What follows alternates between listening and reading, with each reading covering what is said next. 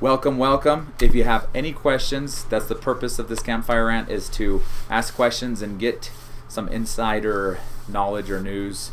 I do have a lot of cool insider stuff. I mean, the tours, just so you know, the factory tours are going to be coming up.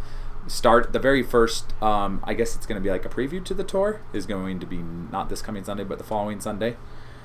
And then we'll be rolling out those every single Sunday, and it will probably honestly take us 1 to 2 months to get through all that content, because we learn so much.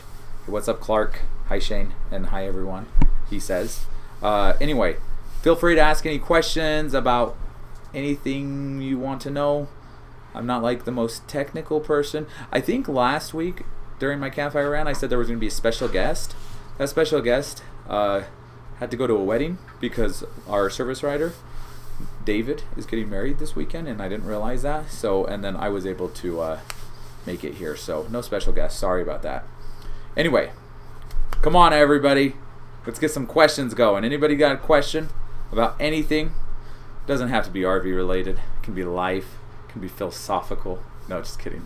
We can talk about anything if you want. Hey, Shane.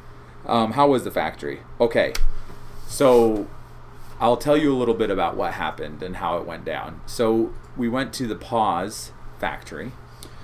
And the Paws factory, it's 2 different buildings. It's sitting on about 80 acres, I think, of land. I might be wrong, so I think it was around 80 acres, 80 to 100 acres. The actual buildings themselves were around 80,000 or so square feet. So pretty large facility. And there was 2 separate buildings. This was the Paws factory, and in the main building there was kind of like the office, the admin, the engineering department.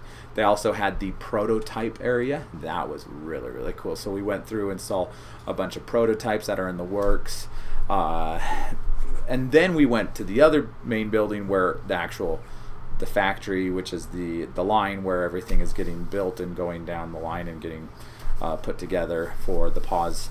And right now, the most popular one is the XC 20.3. And hey, there's a bunch of things that I learned. I learned actually so much. The 20 is the box size, and the 0.3 is how many people it sleeps. So the 20.3 is 20-foot box, sleeps 3. And we got to see a bunch of prototypes. So I'm not going to tell you tons of stuff about the prototypes, but I'll tell you the model so you can kind of get an idea. So there's a 21.4, so remember, 21-foot box, sleeps 4. That's coming soon. And then there's also a 16.4, which is really exciting. And then there's another one, and I'm not sure on the box, but I know it's a 0.4. So there's another one coming, and so there are 3 trailers in the pipeline that are going to be sleeping 4 people coming out of the Paws factory, which is really exciting because so many people ask us. Because unfortunately, a lot of our trailers only sleep 2 or 3, and the bigger they are, the less they sleep. They're kind of geared towards couples, but the Paws is really focusing on narrowing in on trying to have something that can accommodate a family of 4. Anyway, so the factory, so that was the first part of the factory. That was Paws. But then over the next few days, we actually went to other factories. Like we went to the Cabinetry Factory where all the cabinets are built for them. And they are the only RV manufacturer or trailer manufacturer in the world that is using these cabinets. Very high grade, very good quality, aluminum with it's super thick gauge, the powder coated. I just could go into tons and tons of detail because that's essentially what we went and we learned about. So you're going to want to stay tuned for the factory tour because we're going to go through so much of that. Really cool cabinets. We also went to Maynard, which does the suspension and the frame. At first I was kind of like, I don't know so much about this frame. Like, I'm curious about it. After going to Maynard, learning about the frame, learning about the suspension, it's phenomenal. Very, very, very robust. William says, out of curiosity, the Roamer X, is it getting a refit 2 wheels to 4 wheels? And can you put the Cinderella in the Roamer X? I think you ask this question sometimes. So sometimes if we go silent on you by not answering a question, it's just because it's still in the works, and one of our things is we don't ever want to overpromise and underdeliver, so we'd rather underpromise and overdeliver, right? And we're not 100% sure if a Cinderella will fit in it. The hard thing with the Roamer X, it's a one-piece molded composite fiberglass, right? So you build the shells, and then you have to fit everything within that shell. And the shells are, tens of thousands of dollars. So if you want to change something, you have to completely rebuild the shell or get a mold, and it's really hard. So you got to kind of stick with what you have. We did do a retooling on the wheel well area on the shell, and that wasn't a hard thing to do, but we did do that, and the reason is because of what you already kind of know. We kind of extended that wheel well for some extra little and maybe we prematurely kind of showed off the Roamer X. We synced up with these guys, really excited about that prototype. We took it out and kind of like showed it to everybody. We didn't go into tons of detail because it was a prototype, and we kind of wanted to like at least kind of get people to see a concept of what is coming. But when we're going out and we're off-roading, we were thrashing and bashing it. The biggest things that we decided is, one, we didn't like the suspension it had, and two, we didn't like just two wheels. Two wheels never tow as good as four. And just the way the whole thing was balanced and was sitting, we wanted to get four wheels on it. So yes, and it's pretty cool. The suspension, tons and tons of travel. Anyway, so hopefully that answered most of your questions, William. Okay, William, next one up is, will the Paws have a unit with a booth dinette? Yes, yes, yes, and yes. There is going to be 1, 2, 3 units by the end of this year that will have booths. So there you go. Pretty exciting about that. Hey, Jeff, when will the Moab adventure videos on YouTube be out? Probably in a month or so. Sorry, I'm looking over at the video, guys. Probably in the next month they'll start coming out. Yeah, sorry. The way it works is, well, first of all, it's just a tremendous amount of work that they have to do to compile it all, organize it all, and then start editing and cutting, and it just takes a lot of time. And they're usually working on, what are they working on? They're usually working on a project that they filmed like a month or 2 or 3 ago. So they're always, everything is like at least a month behind. So from when the trip happened, 1 month from now is when I would probably expect the first thing to actually come out. And the first thing that comes out usually is like a little teaser, like a 3 or 4 or 5 minute teaser, and then they start releasing the episodes. So right now they're working on what's coming out this Saturday. Is it the first? Roamer 1. The first Roamer 1? Yeah. Adventure. Yeah, so the very first Roamer 1 adventure is coming out this Saturday. And that was me and Michael, and that footage was filmed like 3 months ago. So there's kind of an idea of the timeline, right? If you haven't figured out our schedule, we're doing like lots of shorts during the week, and then Wednesday's a Wondering Wednesday, which is like, have you been wondering? We just wanted something that was like consumable and easy to watch, but would be very educational. And then Thursdays are campfire rants. Ta-da! And then Friday is like usually something that we're working on inside the shop, maybe a modification we've done, something technical on a trailer. And then Saturdays we're trying to always be consistent with some sort of adventure series, right? So we did, a while ago, we did the X145 and the X195 by Explore. And those, I think those took a month to all get released, like 15-minute videos. And then we did the Paws. If you didn't see those, you should go check those out. We got super tippy on some of those. That was pretty gnarly. Anyway, and those went out, and now the Roamer 1's going to come out. And so once we get through the Roamer 1 adventure series, then the Moab Roamer adventure series is going to come, which is Roamers are the people that bought trailers from us. We just got done with the Roamer adventure, and that's what Jeff is talking about. He was on it. So how did that go? I'm just curious.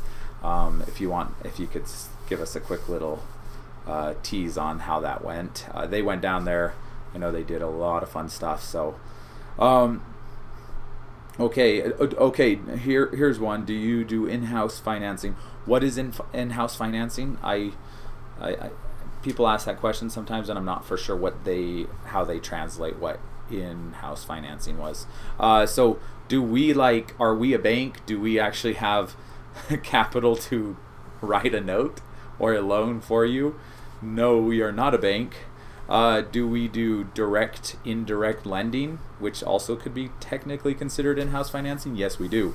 So we have probably, I would guess, 20 to 30 banks that we work with, which some people call that in-house financing, but it's not. It's technically indirect lending. So we have a loan officer in-house, and you could come and sit down and say, can I buy a trailer? And he could input your information and write you up a loan right there on the spot and get you a loan, and you could buy a trailer, right? So yes, we do that.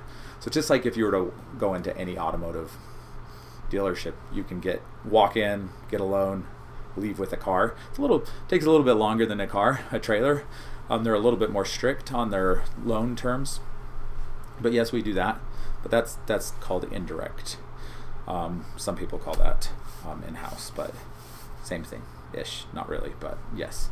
So okay, so Jeff said it was great. Ooh, you didn't give away anything there, Jeff, did you? Just teasing you. Jeff is a longtime roamer. He started out with a Black Series, moved from a Black Series almost to another brand that we won't name, and then he left that brand and then came over to a Roamer 1. So hey, since you're not giving too much away, I heard from a little bird that you, in the Roamer 1, were running your air conditioning, you were plugging in your neighbor's trailer because their batteries were dying, so you were charging your neighbor's batteries. You were also charging e-bikes while running your air conditioner, all on the Roamer 1. That sounded really cool. I was like, man, I wish I could have seen that. Anyway, is that right? Jordan's in the background telling me, yes, that was right. I did hear that was pretty cool. Anyway, Matthew, hi Shane, was great to meet you today. The Roamer 1 looks fantastic in person. Hey Matthew, Matt is the one that I was just talking to a second ago. So hello Matt. Anyway, only went to 85%. Really? Like, so you dropped your batteries down to 85%, running an air conditioner, charging other people's trailers. That's just awesome. It was sunny down there too, nice and warm. You know, I was in Moab yesterday, believe it or not. We had, my wife just had her 40th birthday, and so we did a party. People flew in from all over the country. Her family flew in from Peru, and then after the weekend, after last week, they were all like, can we go to Moab? And so we drove down and spent a day in Moab. They spent 2 days. I only spent 1 day down there to do some razors down to Chicken's Corners. So anyway, okay, anybody else? Man, sometimes people are super talkative and we get lots and lots of questions. Today's like so maybe I should say something controversial. That will get people talking. What was your favorite thing Happy birthday to your wife. You saw at Paws at the factory. What was your favorite thing? Okay, type that in, man. Come on, Brandon. Ask me a question. Somebody asked me a question. Okay, Jordan just said, what was my favorite thing that I saw at Paws? So, my favorite thing that I saw at Paws. That's a hard question. It's because there were so many cool things that I saw. I was really blown away with everything. Number one, and I don't want to talk too much about this because I feel it will give away my other campfire rant that I'm planning in my head. But it's the founder of the Paws line. Maynard is his name. What I liked, I didn't like seeing him. No, I'm not a weirdo. No, what I liked was him seeing that he was so instrumental in the creation of this product, and he is beloved in that neck of the woods. Like, every person I talked to about him was just like, oh my gosh, he's amazing. And like, by the end of that experience, I was like, there's no way this trailer would be built if it wasn't for Maynard. Like, he's connected, but he treats people so well, and I feel like he's so instrumental, and I think he's going to be inducted to the RV Hall of Fame, which is like a thing, like the Football Hall of Fame. for like people that are instrumental in changing the industry, because I think he's going to be extremely instrumental and influential in changing the RV industry. And I'm so excited about that, because that's one of my goals. Mine, not to get inducted into the RV Hall of Fame, but like to be influential and instrumental in changing the RV industry. I believe that with the type of products that we've been carrying, I believe that's actually going to give us the that we're in a lot of ways leading or cutting edge in the industry, because we're really pushing what some of these campers and trailers can do. And I believe with, you know, our first, you know, off-road product that we were carrying, the Black Series, I believe that was very, very drastically different from anything in the market. And when it came out, it was one of the best things on the market. Now it's not. Now there's a dozen things that are better than it, which to me is exciting. It's not to say anything bad about that product, but it's to me, it just goes to show that the entire industry is pushing for better and better and better.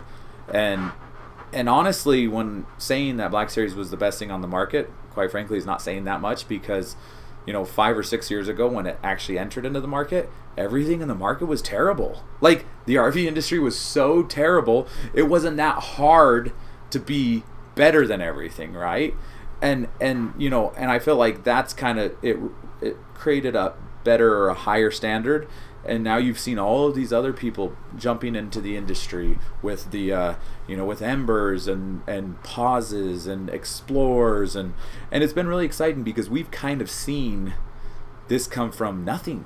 Like, independent suspension is now becoming a thing, and I think almost every RV manufacturer is going to start doing independent suspension. Duh. Every car does independent suspension nowadays, because it's a smoother ride. It puts less wear and tear on your vehicle. So obviously this is a good thing to do, and it's starting to happen. You're starting to see it across many lines. Okay. Hi Shine. Will the Paws eventually have a model without a black tank? Abso-freaking-lutely, Sean. Yes, that's easy. We're getting one like in the next couple of weeks without a black tank. That's been really exciting. His Paws has been very, very willing to customize some stuff for us right out of the gate. And then what was I going to say?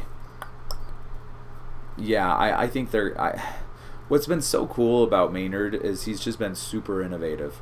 We were talking to him about Cinderella, and he was almost ready to, you know, start putting Cinderellas in every single trailer, and we kind of, I think, to me, it should be an option. Now they definitely follow some regulations a lot. They're a lot more strict with regulations. Some of the smaller manufacturers, they don't have to follow, they're not like held to some of the regulations like RVIA standards, so they can kind of pivot and customize things a little bit differently. And it makes it easier for making changes faster. But they've also made changes really, really fast, and way more than I anticipated. They've been really good about changing things. But I would say definitely non-black tanks will be an option really soon. Potentially in all the lines. I don't know. I'd have to talk to Maynard about that more. But are you going to be at Flagstaff Show in a couple weeks? Yes. I don't know who's going to be there. I'm hoping I will be there. We are looking at... I plan to be there. I'm going to be there revealing a new... hopefully there will be a new line from Paws, and they invited me to come out there and be there. And so I'm really excited. I'm really excited about that. So, and I think one of our guys, Josh, might be at the Explorer booth. We're not going to have a Roamer 1 there. We don't have the space, and we are kind of too late to getting it. Also, we feel like we're kind of close to close to Arizona, so we just chose not to do that. They're really hard to get a space in there. You got to have it way ahead of time. We probably will have a space with the Roamer 1 in East, which is in the fall, because that's just... we also have the South Carolina center now, where we have a Roamer 1 on display there. But I think he's planning on getting a space and being there, so... question, what is your current lead time on your Rossmer 1? Then you said, sorry, Roamer. I got you. I just liked saying it anyway. David, That's a good question for Josh or Nate. If you want to text 801-860-0035, they'll be able to give you an answer. I can give you a guesstimation, and I think it's sometime in between June and July would be my guess. Maybe possibly August, but I'm not 100% sure. The thing is, like, there are a lot of people that like want one, and so they put in an order, and we say, when do you want it? And some people are like, I don't need it until fall. So it's like, so technically, if you put in an order, you might not be as early as somebody else, but they might want it later, and you might want it sooner. So we might be able to. Typically, our standard is when you put down the money, you become that in line. The priority is whoever puts in the order first, their priority. But there are some people that are kind of like, I don't need it right away. That typically doesn't mean you get a jump ahead like 10 people. That just means it shifts forward by one person. But I think it's probably July is my guess. I need to double check that. Also, you talked a lot about culture in the last rant and pause. What said that to you? I'm always looking to buy from people who are doing things right. All Terrain says that. One of the very first things, and you're going to see this in the tour, you're going to see this in the tours that are coming up. One of the very first things is we got there Monday morning, and they said, oh, we have this, leadership training that we do every single week, and just talk about, like how to become a better leader and a better person, blah, blah, blah, blah. Typically, when you go into a big company, that's like set aside for the executives, or set aside, set aside for what is it called? Like, it's kind of like just the leadership. And so I'm kind of like, oh, cool, we're gonna go and meet all the leaders and the big wigs, the guys that are in charge, and see how they get trained. We went in there, and I sat at a table next to the detailers, right? And next to another kid that I can't even remember what he did, but he was a kid. He must have been like maybe 20 years old, 19 or 20 years old. He wasn't like, and I was like sitting here, and they gave a training on, how to become a better person, and it's not always, it's who you are and not what you do. I think I mentioned this. And it was really, really cool. And I just thought, like, this is so important, because it's not, the leaders are the only people in the facility that need to learn how to become better. Everybody needs to, right?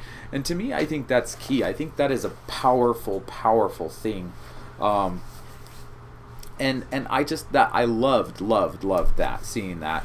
Other things about their culture that just stood out to me. So I sometimes randomly am asking questions to people, seemingly like I have no purpose in asking the questions, but I do. And my questions I was asking a lot of people were oh, how long have you known Maynard? Like, when did Maynard hire you? How long have you been working for Maynard? And I was asking a lot of those questions just to kind of see what people said. And one of the things that I noticed is everybody that I talked to, it seemed like it was 10 years or longer. And that's pretty amazing, right? I mean, we used to work with a manufacturer, and I kid you not, I would go down to visit this facility quite frequently. And I would say every 6 months to a year, they had like a 90% turnover, right? I would come in, and new warranty lady, new service guys, new salespeople, new this, and it was unbelievable. I was like, how do you get anything done? Are you just spending all your days onboarding somebody new? And it was a disaster. It was so disorganized, so chaotic. And not saying that we're not disorganized and chaotic sometimes, and we're kind of in a growth stage right now. So we're definitely underpowered, undermanned right now. We need more people. Hey, we're hiring. If anybody knows anybody looking, what are we looking for? We're looking for a sales coach. We're looking for might as well throw out a plug there. What was we need a service writer, and techs. We need more techs to get things out. Anyway, and East Coast and West Coast, Utah and South Carolina, both locations. If you know anybody that's looking for a job, but I'll tell you what, we hire for 3 things. It's hungry, humble, and honest. So if they're prideful, they're not going to make it into the door. if they're not hungry, and when I say hungry, it means they work hard. They have a high work ethic, because we work our butts off. Like, everybody works their butts off. And I always tell people, you don't, like, if I hear somebody say, like, oh, I love my job because it's so easy, I'm like, well, I'm doing something wrong. Like, I don't want it to be easy. I want people to be pushing themselves and growing and improving. And I want people to say, oh, I love my job because I'm so fulfilled, because I'm always learning and growing. And it's challenging, but I always I'm learning and growing, right? That's what I want to hear, right? So when we're like going through, I always tell the guys, if you're gonna find anybody that wants a job, just, if they seem awesome, even in the checkout at the grocery store, if they're like, oh, I love it because half the time I can just play on my phone while I'm waiting in between, people coming to check out. I'm like, that's not a good thing, Anyway, so yes, where was I? I'm getting off topic. So, okay, I said the culture. Okay, do you carry any different trailers in South Carolina and Utah, or is the inventory similar in both locations? It is similar in both locations, with one exception. The Paws by Palomino, we do not carry in Utah, and we cannot sell in Utah. They are, now you can order a Paws from our South Carolina location, and you can have it shipped to you anywhere in the country. There's nothing wrong with us shipping you a trailer from South Carolina to your doorstep and you taking delivery of it. But you can't actually buy a Paws from Utah. You can buy it from South Carolina. And the reason why is because there's a dealer in Utah that carries Paws. So if you want to come out to Utah and visit us and then go down the street and look at the Paws, it's kind of, people are like, well, that seems kind of annoying and frustrating. Yeah, it's fine. It's not a big deal. The dealer that carries the product in Utah, he's been a dealer with Palomino for, I think, 20 plus years. So, like, obviously they're not going to sign us up and give us his territory. That would be bad of Palomino, and then we would have to raise our eyebrows to Palomino. Why are you doing that, right? They definitely felt like we were a great partner with the off-road product, but they also had a previous relationship, and that makes 100% sense in my mind why they did that. So South Carolina, or we can ship it to you anywhere. So from people who are doing things right. Oh yeah, so sorry, next line down.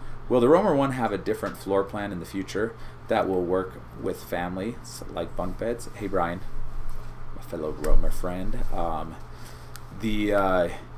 Yes, we will have.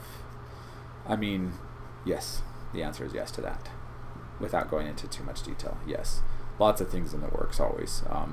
It's kind of my problem in life is that typically I'm always on to the next thing. So there's always a bunch of the visions are out there in the future, and there's so many opportunities, there's so many things to do. It's very exciting. It makes life very exciting. Anyways, thanks, Shane's excited for the new Paws units. Wonder if there'll be anything cheaper. Yes. Woo, I'm so excited about this, and I can't give you too much detail, but yes, those new units, there's 3 new units that are coming, are all going to be at a lower price point. So the ones that are coming out, you're going to learn in the Paws manufacturer tours how incredible those trailers are. That they are like, I learned so much, and they literally are putting in the best of the best in everything, right?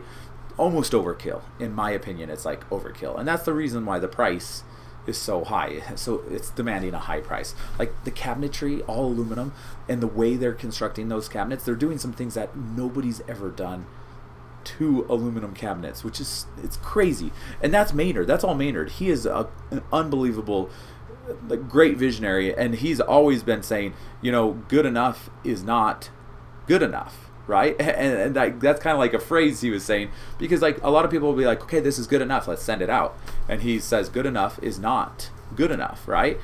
Let's make it better, above and beyond. And so like little details, like they put this little foam in between the metal in the aluminum cabinets, because when you open the aluminum cabinets, and if you like ting on them with you tap on them with your finger, it makes a tinging noise, because it's aluminum. Like that's what metal does. You tap on it, it makes a ting ting ting noise, and it's kind of echoey. And so he had them design this foam stuff that goes into it, so when you tap on it, it doesn't make a tinging noise. And I'm just like, why? And he's like it. maybe I shouldn't have thought this way, but I'm like, I don't think I don't think most people would care. That's what you expect with a metal cabinet. And he's like, well, I wanted it better. I wanted it above and beyond. And good enough is not good enough. That was really cool. And so, but it's every single detail. But now here in the next units coming down the pipeline, they might, dial back some of those details, because those cabinets, I think, are the most expensive cabinets on any trailer in America, right? And when you're putting thousands upon thousands of dollars in cabinets, if you went to a, aluminum, but instead of a double thick, super thick, there's some areas where I think they can cut some of the expenses. Garmin is so expensive. There's other management systems out there that are a little bit cheaper. Or when I say a little bit, I mean like maybe a fourth of the price. So, but and still reputable and still a good product. So I think their goal, and I think I can do this. Their goal in some of those models to come out are going to be to compete with some of the stuff that's under $100,000, and they're going to be able to do that. I think and that's going to happen very soon. So super excited about that. Anyway, okay, the next thing is, where am I? Thanks, Shane. Are they going to be cheaper? Apologies for my single-mindedness regarding the incinerator toilet, but black tanks and bags from each is just asking for trouble. I agree. No, I mean, I love the incinerator toilet. It's very expensive, and a lot of people, that's what you should do, is as soon as I'm done with this question, pop up the next one on the screen, and I'll just read it off the screen, if you can do that, because I'm like getting lost in the comments below.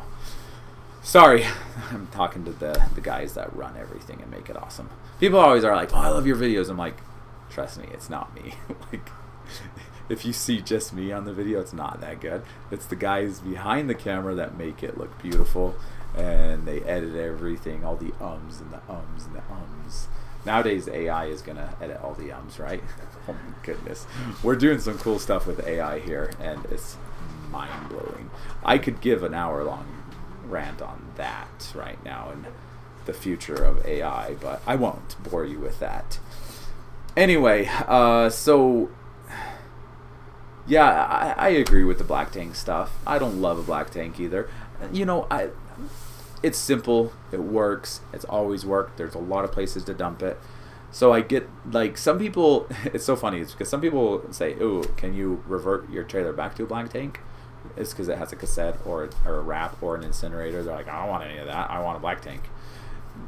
That's very familiar. When the first Australian/Chinese Australian-built trailers started coming to the U.S., a lot of them actually were coming in with cassette toilets, and we had a huge backlash on that. Tons of people were like, that's disgusting. Like, I would never pull a cartridge out of it and go dump that somewhere. And most people, like, I would say that was our biggest complaint, and it was our biggest hurdle to overcome in the U.S. market, was a cassette toilet, which now at this point I think a lot of people are accepting that now, and I actually prefer a cassette now that I've used one. But even I thought it was kind of gross at first, because I was like, look, I can put my gloves on and I can stick that slinky on the, like, remove the cap, put that on, drop it in a hole, and just pull a valve and run away, and it dumps your sewage out. Like, and also you can put 20, 30, 40, 50 gallon sewage tanks, and you can go weeks with that, right? So, like, now that I've used a cassette, I like a cassette way more than a black tank.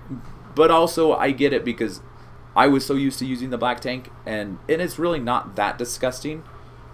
A cassette is a little bit more gross to empty, but it's also way more convenient, and when I am off in the forest, I can pull it out and go dump it in like a pit toilet somewhere nearby and keep on camping, and I don't have to fill it. I don't ever have to worry about my tank getting full and having to unpack and move my trailer, or pack up and move my trailer to dump it. So definitely I like eliminating black tanks. Incinerator is like the Mercedes-Benz for everything. And I don't care if I get in trouble for this saying this. Do not buy Eco-Johns. Everybody talks about Eco-Johns because they're like half the price of Cinderella's. But let me just tell you, we bought about a dozen Eco-Johns, and they are buried in a graveyard behind our facility because they don't work. Anyways, Cinderellas are awesome, but they're also very expensive. So gonna get in trouble for saying those things, but anyway, it's just it's so frustrating. We've lost tens of thousands of dollars on eco-johns in returning them and not getting our money back for them. But Cinderellas have been amazing. We haven't had I'm not aware of any warranty issue on a Cinderella. They're a company from Sweden, and they've been building incinerator toilets forever, and they've gotten tons of accolades and awards for being the best in class and best like quality, and they're all UL rated, which the eco-johns aren't UL rated, so they could catch on fire and blow up, and there's no security and safety in that. The components in them are not as good. Anyway, the Cinderellas are amazing, and if you're going to go with an incinerator toilet, that's the incinerator toilet you should go with. Otherwise, cassettes and bags and all of those are pretty cool. The bags are not that bad. I like them. They're expensive, but that's the biggest complaint I feel that people have. Anyways, Seymour Butts. Yes. What a name. I'd love to meet you someday, Seymour Butts. Are there any more teardrop style campers you guys may carry in the near future? You know what? We've been talking with the company for a while. Honestly, it's been going on 2 years. And I would love to carry them. And I don't know why we haven't. And every time we talk, it's like, yes, we're going to do it. And they're like, and we want you to be our only dealer in the U.S. because we love how you guys approach things. And so, like, we're constantly talking to, and I shouldn't say constantly, but I talk to them probably once a quarter or at least 3 times a year. And they carry one of the coolest teardrops, I think, on the market. And it's a full molded shell. It is from Australia. But they're moving their production over here, and I think that's the biggest reason why it's taking a long time is because they want to do production in the U.S. They don't want to produce it and have to ship it across the ocean because honestly, it's silly. And I've said this I think in campfire rants in the past, but shipping stuff from Australia it's a lot of money, and I sometimes feel like, man, like I wish we could build it here and save thousands of dollars on the unit, because now shipping has dropped drastically in the last bit, but during COVID we were spending, I don't even know what we were spending on a container. $30,000 to $40,000 is insane. It was like $5,000 to $10,000. I mean, on a single, like a Kimberly, like the big ones, I think we were close to $15,000 to ship it, and it's like, man, like, why can't we just build it in the U.S. and like our labor costs more, but $15,000 we're spending on shipping, right? Anyway, I think that's the key to, and we're seeing this in the U.S. A lot of manufacturers are starting to build really good stuff here, and there's no reason why. I think the biggest scare for the market has always been the Australians are too expensive, and Americans don't want to spend that much money. And I believe we've proved that wrong. People want quality. I know people don't want to spend a lot of money either, but there is a demand for quality, a better quality. And I think pushing that demand as it goes higher, and people are willing to, obviously write the check to buy something more expensive, it's making the manufacturer stateside feel a little bit more like, okay, maybe there is a market for better quality. And now we're seeing people enter the market. And now Paws, what's so exciting about Paws, everyone? Let me tell you, like, they have the capacity, as long as the quality stays up, which I believe it's going to be. That's another thing that I saw at the Paws factory that really blew me away, is their QC, their quality check. QC is quality check. That's what that means. Quality control is what it means. Anyway, their QC was really phenomenal. Like, what they did to check before a trailer left that facility blew my mind. Like, it's the best I've ever seen at any manufacturer. Another one that I actually saw that was really, really good was what's that? Those guys in Tennessee, Oliver. If you've heard of those little Oliver trailers, I went out to their factory a few years ago, and they had unbelievably good quality as well, but it's not the same. Paws did it better. Like the Oliver, what they did is they had these like insanely like very detail oriented guys that went through the trailers and wrote on a piece of paper all the flaws they found in it, and then it would go back and get refixed, which was really cool. But I also thought to myself, man, if you put like me in control, I would miss a lot of things because I'm not as detail oriented in some of those little like on like a little scratch. Sometimes I might be like, it's not a big deal, right? But these guys were crazy detail oriented, and some people are and some people aren't, right? So like that system worked for Oliver as long as they had the right person in the right seat. But if he's not there, I could see some trailers leaving with issues because the right guy wasn't checking it, right? If you get what I'm saying here. But that is not the case with Palomino. They actually had systems and processes put in place that it didn't matter who was checking it, it was going to get checked. And it's because they had the right tools, the right systems to actually check whether there were issues. And that's a big difference, right? Because if you can create it into a system or a process, that means you can plug and play almost anybody into the system and the process, and it's going to be checked. As long as they create a good system for the quality, it's going to stay high. The quality is going to stay high, and you're not so worried. I'm more about people. I think people are key to success in any business or any venture, and Paws has the right people. But when you combine the right people with the right system and process, it's magic, right? I think about it, like Disney. You go to Disneyland, they have incredible cast, is what they call them. They have incredible employees and team member and cast members, right? The people they hire are above, average people, but they also have crazy, insane processes and systems that make sure the magic is there, and they follow those processes. And sometimes you can get out of balance. You have really good people but not good systems and process. Can I tell you why I know all of this stuff? Is because these are struggles that we're dealing with. We have incredible people. Our processes and systems are not as good as our people at times, and we're trying to improve that in our business. I'm not saying they're not good or they're terrible, but there's room for improvement. Obviously, there's always room for improvement, and so that's what I see with Paws and Palomino. That's different from, say like an Oliver. Where there's always room to improve, and we never claim to anybody that we're perfect, just so you know. Okay, I saw that there was a weight distribution set up for the Paws with chains. Did you get any info on that?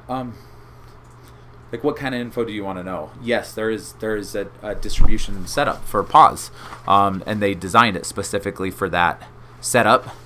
And you could text us and we could give you the details. It's an Anderson weight distribution setup that fits for that ball, and it works really well. And Paws has kind of done a little bit tweaks on the engineering on the product and to make it tow better. The first prototype had a little bit of issues, and they've kind of corrected that, so it actually is going to have less issues. Weight distribution hitches and all of those things, that's a very controversial topic. Some people will say you absolutely have to have a weight distribution hitch. Some say you don't. It's more about the truck. And and to me, this is a topic that almost nobody will agree on. It's like, asking people what's the best color, what's your favorite color, right? What's the best bed, or what is Ford or Chevy better, right? Depends on who you talk to, right? And so I'm the type of person that tends to not like distribution hitches and friction, and I don't think that's necessarily the right approach. I would rather have more truck and less trailer. But some people, it depends on the situation, right? If you don't have that option and you have less truck and you want to get a little bit more trailer for your truck, then you need weight distribution. So you need the sway control systems. Anyway, so now that the border is open again, are you able to ship door to door to Ontario, Canada? So we don't ship door to door into Canada, unfortunately. There's some issues with doing that. It might, let me double check that, because typically what we've been doing is getting to the border and then arranging a different, a lot of times the Canadian owners will come down and pick it up at the border and take it over. I think we did once use a transport company that would take it across the border.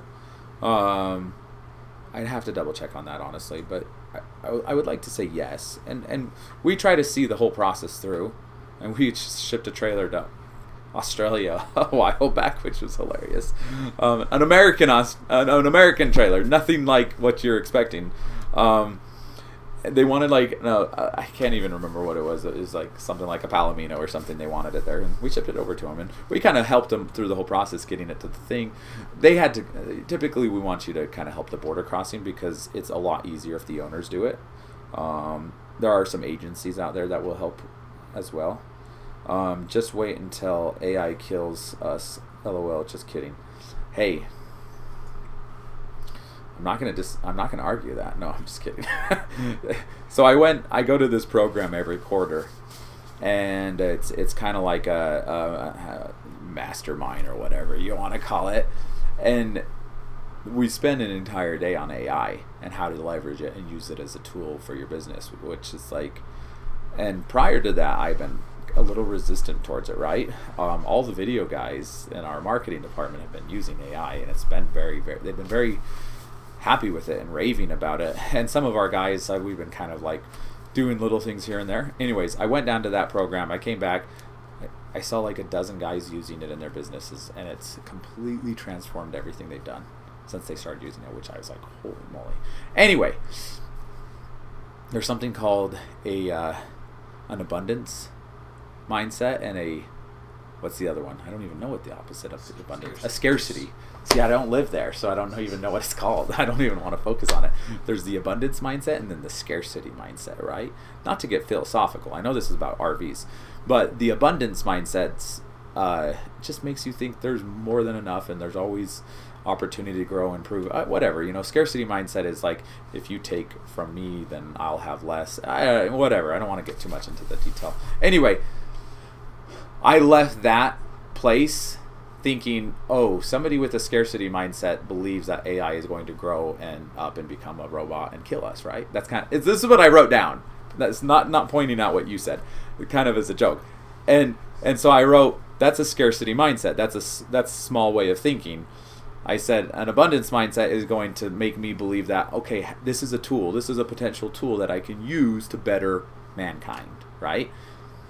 And whatever. I am an optimist, so take that with however you will. But I do believe that there's an opportunity for good with AI. I also believe that over the next few years, millions and millions of jobs are potentially going to be at risk for being obsolete. But I can't remember which president it was, but it was like the turn of the century that wanted to put a ban on cars because he says they were going to lose millions of jobs, blacksmiths, right? But now we got mechanics, right? They even like fenced in, like I think it was somewhere near Boston or somewhere. They like the government came out and fenced in and like trapped in a bunch of cars because they said it was terrible for society and we should never have cars, right? It's just, like with new things, there's always going to be a lot of resistance. But there are people that get on the bandwagon and say, let's use this as a tool. So I think we got to use it as a tool, personally. Anyway, now, where are we at? Has ROA considered? Is that one? Has ROA considered offering truck campers? Kingstar out of Michigan is building a really nice truck camper called the Camino 88. We do have truck campers. They're Scouts. I'm not super familiar with these. Nate, who is the GM at South Carolina, he actually researched a lot on truck campers, and he kind of fell on Scout, and he really liked them. We actually did a factory tour, got to know those guys. They're a really great company. They're really cool people. So we do have some. They definitely are very rugged and very simplistic. Not like crazy expensive and luxurious, like maybe, I don't know, I'm not familiar with this brand that you're talking about, but we should look into it. Write that down. Let's take a note on that one. There's so many new things happening, and honestly, we've been so focused on our travel trailers, our pull behinds, because that's just been kind of like our thing.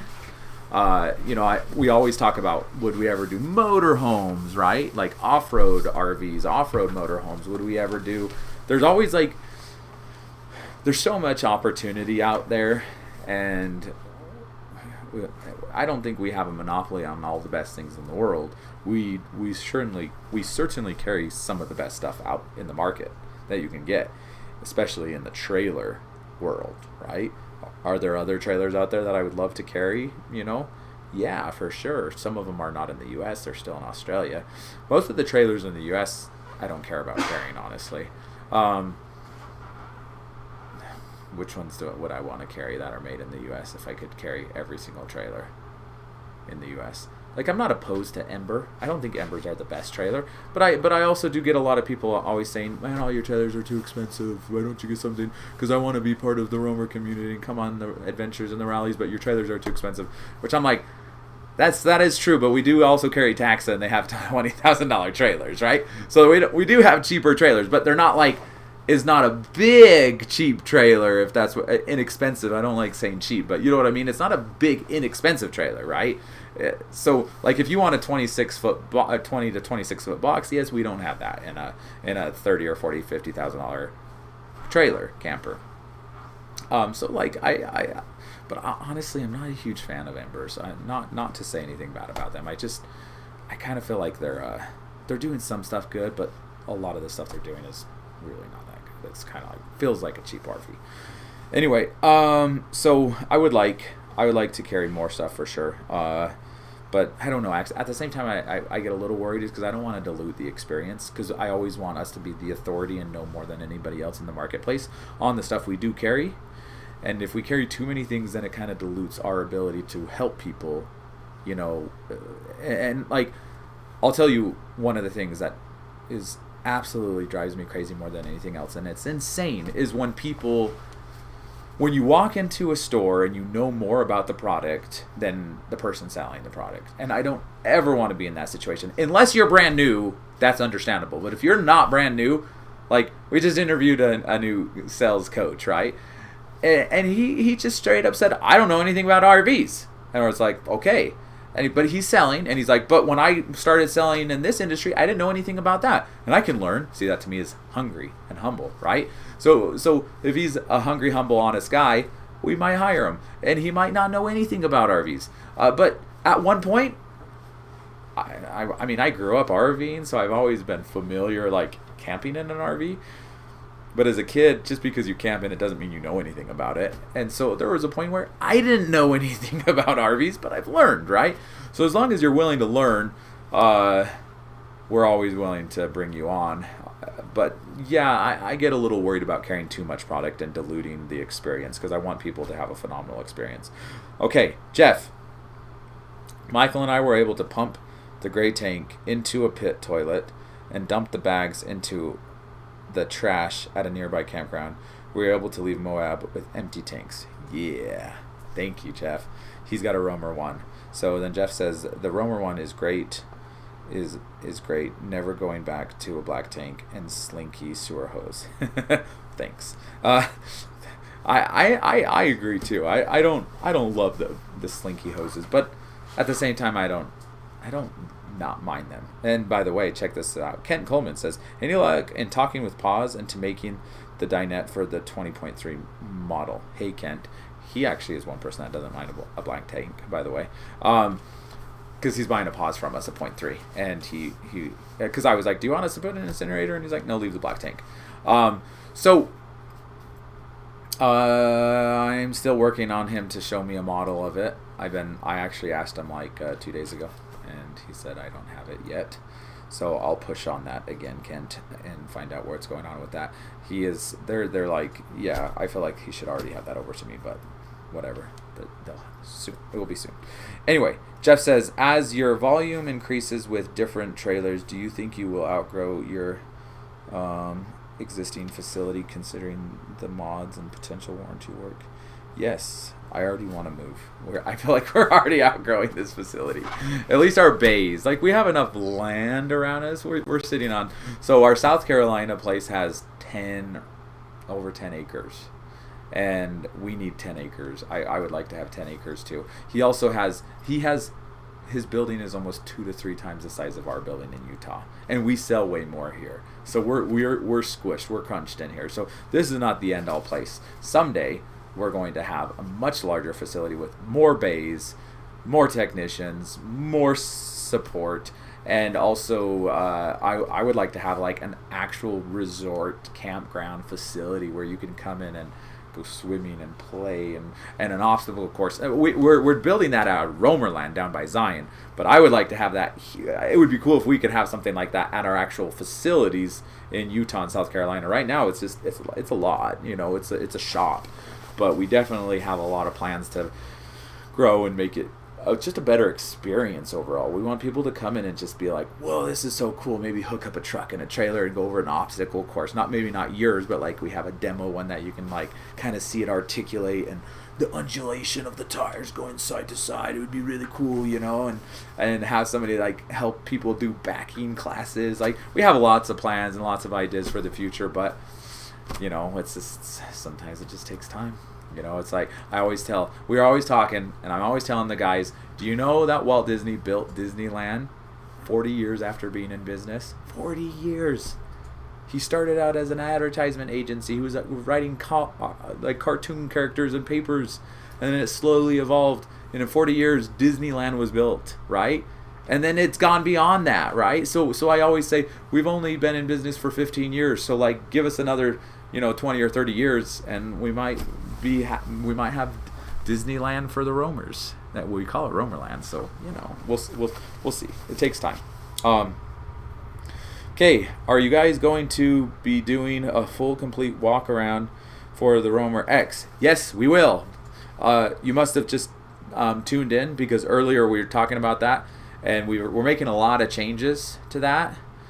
And once we actually have the official, that was like a prototype, and once we have the actual official unit that we're ready to start producing more so, that one will get a full walkthrough, and that would probably be in August. Shane, you already sold me on the Roamer 1X when it sleeps a family of 4. Okay, well, we'll work on that. It is time. I'm getting signals saying, close, we want to go home. No, that's not what they're saying, but they're telling me to close. It is 6 p.m. here in Utah. Checking out Shane from ROA Off-Road. Thank you so much, everybody, for joining in. Thank you for the comments. Thank you for the questions. Really appreciate it. And I'm very grateful for everybody that, especially the people that have tuned in that are already roamers and have bought campers from us. We absolutely, in every way, shape, or form, there is no business if there are not people that are patronizing the business, coming in and giving us, money to be able to buy the products and leave. And we feel like, the reason why we do campers and RVs, to me, it's because it's a toy and we could do other things. But to me, it's not just a toy. It's for a lot of people, it's a dream, right? To own a camper and explore and adventure and travel and visit their grandchildren in the national parks. And so to us, we feel like we have a tremendous responsibility to not let people down. And, we make mistakes and we fail, but we always try to fail forward and get up and, learn and grow. And we're super grateful for everybody that participates in our adventures and our growth and what we're trying to do here at ROA. Thank you once again. Everybody says, hopefully see you in Flagstaff. Appreciate Shane. Thank you, Shane. Goodbye. Checking out. See you soon. Talk to you later. Bye-bye.